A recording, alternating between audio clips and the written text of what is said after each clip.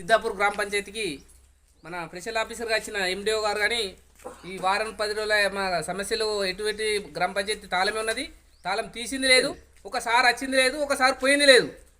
మా MDO sir అని special officer కింద ఉన్నాడు కానీ ఒక్క రోజు కూడా రావట్లేదు.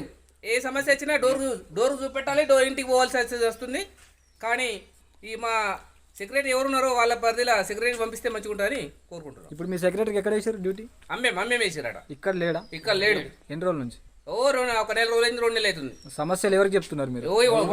డోర్లో చెప్తున్నారు. ఎప్పటి నుంచి తాళం అది? 10 రోజులే అసలు తాళం తీసిన మానవతమే లేదు. ఇప్పుడు వీధి దీపాలు రావట్లేవు, మోర్లు అన్ని ఇక్కడెక్కడ జామ్లు అయిపోయినాయి. మరి మస్తు గ్రామ పంచాయతీ సమస్యలు అన్ని అంతే ఉన్నాయి.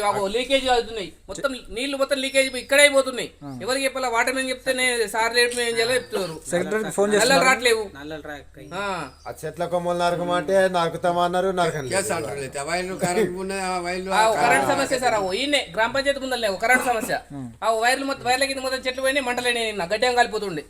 చెప్పారు వాళ్ళకి అధికారులకు? ఎవరున్నారు? డోర్లో చెప్తున్నాం, గ్రామ పంచాయతీ డోర్లో చెప్తున్నాం. ఇక ఏ సమస్య మాకేం గుర్తు? స్పెషల్ ఆఫీసర్ అన్నారు, ఎవరున్నారో ఏం కథనో ఏమైందో. ఆ కరెంట్ వాళ్ళు చెప్తే మీరు కొట్టుకునేది మాకే చెప్తారు. కరెంట్ వాళ్ళు కూడా కరెంట్ వాళ్ళు అస్సలు రావట్లేదు. ఇప్పుడు మీకు ఏం కావాలా? మాకు సెక్రటరీ కావాలా. ఏ పరిధిలో ఉన్న సెక్రటరీ గ్రామ పంచాయతీకి రావాలా, అంతే సార్. ఈ సమస్య ఏమి లేదు. Special officer MPDO special officer ఎవరున్నారో మాకే తెలియదు. ఒక్క రోజు వచ్చిపోయినట్ట, నేను లేకుండి ఒక్కటే రోజు వచ్చిందట. తర్వాత ఇది వరకు నాకు చెప్పాలని అన్నాడు, చూస్తున్నాము, వెళ్ళిపోతున్నాం.